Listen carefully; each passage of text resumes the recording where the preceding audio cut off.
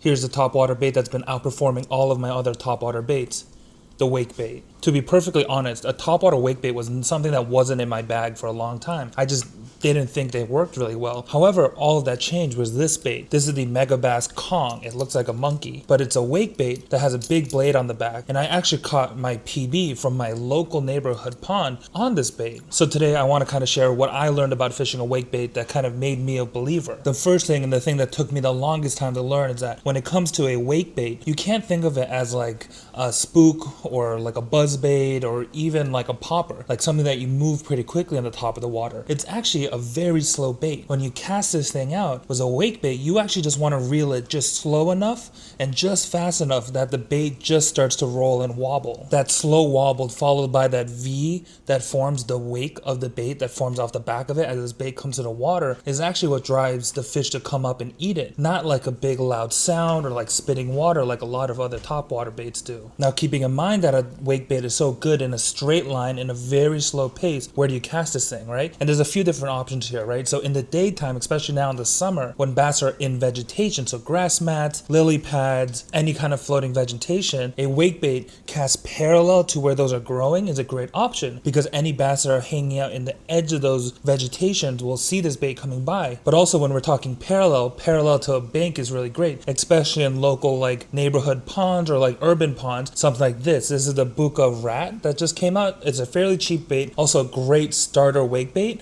pretty small. You can cast this on like medium heavy gear on like 14-pound test mono, but with this you want to cast it parallel to the bank, as shallow as you can get it, and also in like nighttime this is killer. And if you're fortunate enough to fish a clear body of water that has like a pretty shallow area and then it drops off so that you can see that color change, that color line where you see the shallow area and then when it goes deeper it turns to that like emerald, deep emerald greenish blue, that's a great place because bass will hang out right on that drop off. So you're going to take your wake bait and cast it just along that line and just follow it down, and a lot of the times the bass will see a lazily swimming fish and come up and grab it. Quite honestly, when it comes to color, I wouldn't stress it too much, because especially in the daytime when the light is behind it and the bass are looking up at this topwater bait, the bass are only seeing the shadow because the light is casting a shadow over it. They just see the profile. So either you can choose something like this, a fish profile, that's great, or if you fish like a local urban pond, these rat profiles as these long tails are really great. So what are you waiting for? Get out there.